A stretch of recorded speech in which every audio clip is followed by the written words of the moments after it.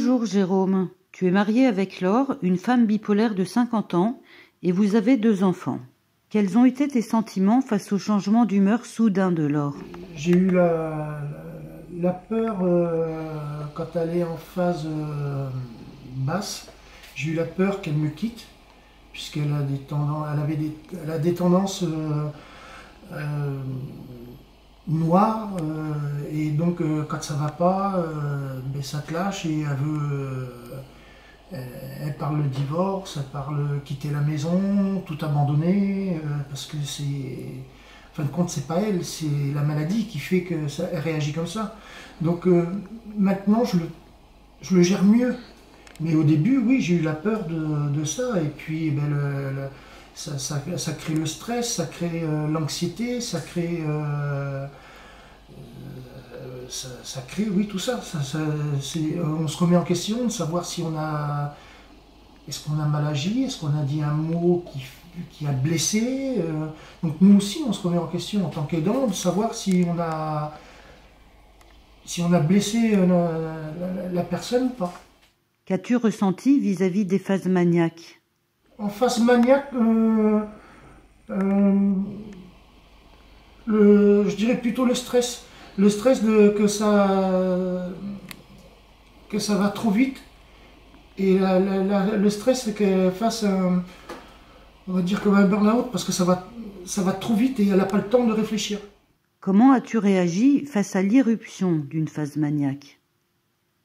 En phase aiguë, je vais essayer de la canaliser pour lui faire freiner le rythme. Et donc là, ben, je vais essayer de lui trouver des occupations qui vont où elle va centrer son énergie, comme quand on va au jardin, elle aime bien désherber les fraisiers ou quoi que ce soit. Et bien là, quand elle est là-dessus, sur un truc comme ça, elle pense plus à rien. Du coup, elle se vide l'esprit et ça lui permet de s'abaisser et d'abaisser le rythme pour mieux repartir après. Que préconises-tu lorsqu'une phase dépressive survient? Dans un premier temps, je la laisse. Quand je la vois en face basse, elle se referme dans sa coquille et elle dort. Donc je la laisse pendant un temps. Ça dépend du degré où elle est en phase vraiment basse. Donc je la laisse dormir et après je lui montre par les sentiments que je suis là, que avec l'amour ou quoi que ce soit pour lui remonter un peu le moral. Et au sans quoi, je vais gérer la maison, gérer les enfants, le quotidien, c'est le ménage, les repas, le linge, pour que quand elle se réveille, quand elle essaye de sortir de ça, montrer que la maison elle a tourné et que elle ne se retrouve pas noyée dans les tâches ménagères. Qu'elle n'ait pas ça à se dire je ne peux pas m'en sortir. Penses-tu à te protéger, toi et tes enfants? Si oui, de quelle manière? Moi, me protéger, je sais pas ce que c'est. Je donne tout aux autres avant et moi je passe après. C'est ma façon de faire. Mais je protège mes enfants dans le sens où quand c'est en phase basse, et d'être avec eux, de participer, de faire des activités avec eux. Et quand c'est des phases hautes, justement de les emmener avec moi pour aider, quand on va au jardin, d'y aller tous ensemble, justement pour montrer que les enfants sont heureux quand maman, même si elle est en phase haute, j'essaye de minimiser au niveau des enfants, qui ne voient pas tout négativement. Et se retrouver en famille. Et se retrouver en famille pour montrer que... voilà, tout à fait. On se sent souvent isolé, incompris ou incompétent en tant qu'aidant. Échanges-tu avec d'autres proches? J'échange avec un ami particulièrement, plus particulièrement, qui, lui, s'est pas vraiment intéressé à ce qu'il y ait une personne bipolaire, mais il essaye de comprendre. Il essaye de nous comprendre, nous, sans comprendre la bipolarité en général, mais à nous. Et ça me permet de...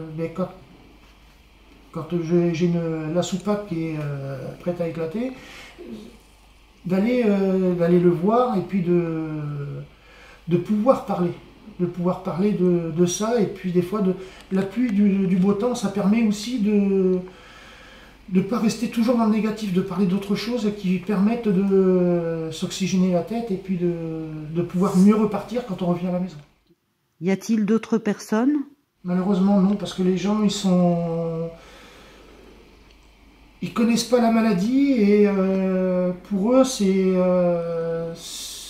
on va dire que c'est tabou. Ou est-ce que les gens ils ont peur que ça soit contagieux? Parce que c'est bête, mais on a l'impression que les gens ont peur que c'est une maladie contagieuse.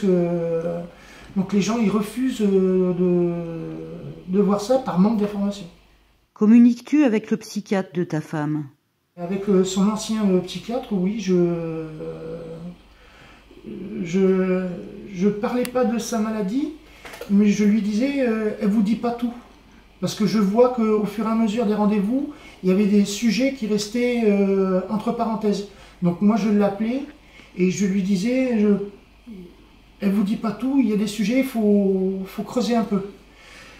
Après, chacun son métier. Donc lui, il entendait mes attentes, il entendait le sujet, et petit à petit, il arrivait à l'emmener dans la parenthèse qu'elle avait faite, qu'elle lui disait pas, et comme ça arrivait à... C'était une complicité qu'on échangeait à distance, mais je voyais que c'était bien.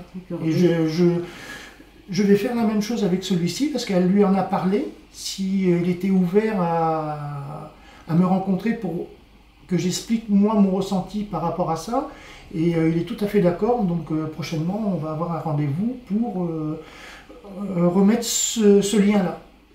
Parles-tu du traitement de Laure avec elle?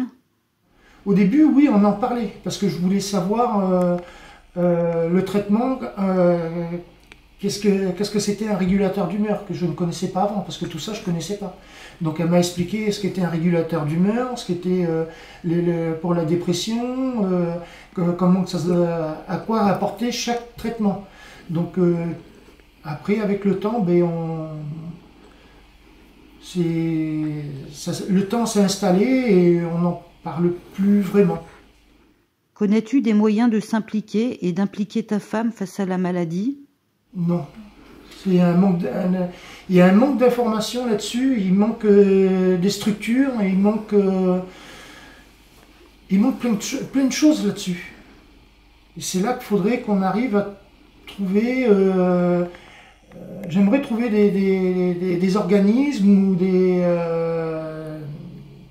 associations, mais des groupes de parole, pour justement partager nos expériences à chacun et se dire, mais ah oui, tiens, celui-ci, ça a marché, il faudrait peut-être que je prenne ça. Et puis pour moi, ça a marché, mais pour eux, pas. Alors, échanger pour voir qu'on puisse aller vers le positif et puis remonter tout le monde. Enfin, quels conseils pourrais-tu donner aux autres aidants qui t'écoutent? Je dirais qu'il faut énormément dialoguer, aller puiser les infos là où on peut, comme Bipolarité France, ça aide à avoir des réponses à des questions, mais il en faudrait plus, il faut s'intéresser au sujet pour mieux comprendre les gens et ne pas juger les gens sans savoir. Il faut avoir tous les éléments pour pouvoir. Mais il faut que les gens veuillent s'ouvrir à la bipolarité pour mieux comprendre avant de juger sans savoir.